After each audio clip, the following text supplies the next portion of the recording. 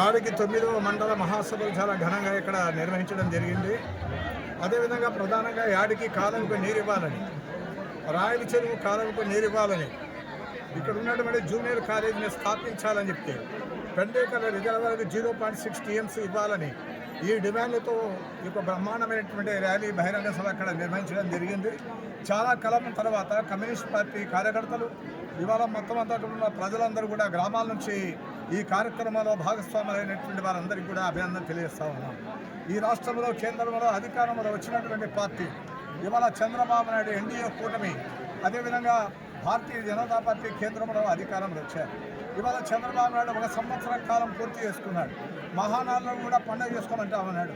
ఇవాళ రైతులు దయనీయమైనటువంటి పరిస్థితుల్లో ఉంటా ఉన్నారు. అన్నదాత సుఖీభావం అనేటువంటి పథకం కింద 20,000 రూపాయలు ఇవ్వాలి. అనేక వాగ్దానాలు చేశారు. 1-2 వాగ్దానాలు మినహాయించి అన్ని వాగ్దానాలు కూడా పరిష్కారం కావాలి. అందుకే సూపర్ 6 పథకాలు అమలుపరచాలని చెప్పి కమ్యూనిస్ట్ పార్టీగా డిమాండ్ చేస్తూ ఉన్నాం. అదేవిధంగా గతంలో మీరు ఏం చెప్పారు? ఇవాళ ప్రధానంగా వైసీపీ ప్రభుత్వం ఉన్నప్పుడు జగన్మోహన్ రెడ్డి గారు ఇవాళ కరెంట్ ఛార్జీలు ఇప్పటి ముప్పటిగా పెంచారు.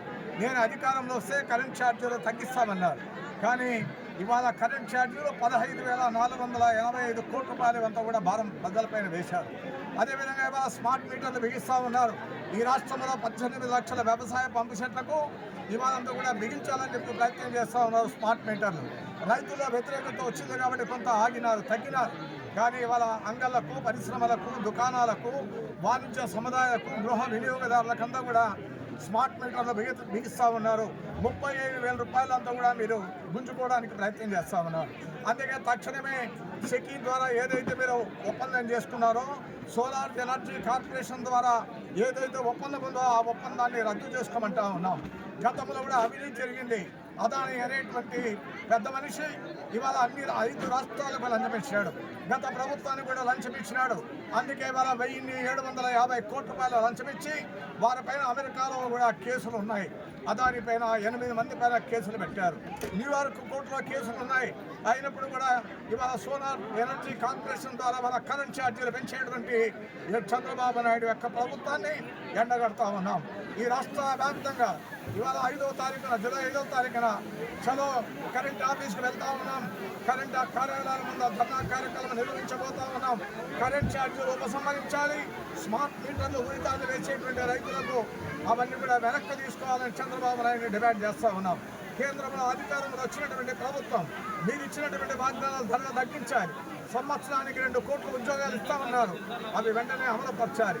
అదేవిధంగా నల్లధనం వెలికి చేస్తామన్నారు, తీసుకురావాలి. ఈ రకమైనటువంటి డిమాండ్లతో దేశవ్యాప్తంగా జరుగుతున్నటువంటి పోరాటంలో భాగంగా అనంతపురం జిల్లాలో ఎర్రజెండా పట్టుకొని పెద్ద ఎత్తున ఉద్యమాలు నడుపుతా ఉన్నాం. రేపు నెల, వచ్చే నెల అంటే 2వ నెలలో ఆగస్టు 9, 10వ తేదీలో అనంతపురం జిల్లా మహాసభ అనంతపురంలో నిర్వహించబోతా ఉన్నాం. 10,000 మందితో ర్యాలీ బహిరంగ సభ నిర్వహించబోతా ఉన్నాం. ప్రతినిధుల సభ కూడా జరగబోతా ఉంది. ఈ సభలకు బహిరంగ సభని అందరూ కూడా జిల్లా వ్యాప్తంగా అన్ని మూలల నుంచి అన్ని పల్లెల నుంచి ప్రదర్శనలో బహిరంగ సభలో పాల్గొని జయప్రదం చేయాలని చెప్పి కోరుతాం. ముఖ్యంగా ఈ మండలంలో మనోత్సవ నిర్వహణ భాగంలో అందులో చిత్రించిన అంశాలు ఏంటంటే అదే జాఫర్ పెద్దలు జిల్లా నాయకులు చెప్పినట్టుగా నీళ్ళు యాడ్ కాలువ నీళ్ళు వల్ల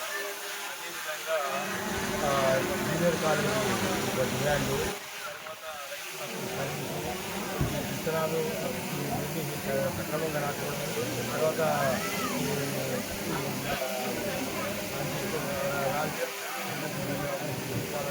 పెంచేకలకు నీళ్ళు ఇవ్వాలని అదేవిధంగా చాగల నుంచి పంట పొలాలకు నీళ్ళు ఇవ్వాలని ఇవన్నీ డిమాండ్లు చర్చ చేసి దీన్ని ముందుకు తీసుకోవాలని చెప్పి ఈ కమిటీ నిర్వహించింది. అదేవిధంగా ఒక అంశము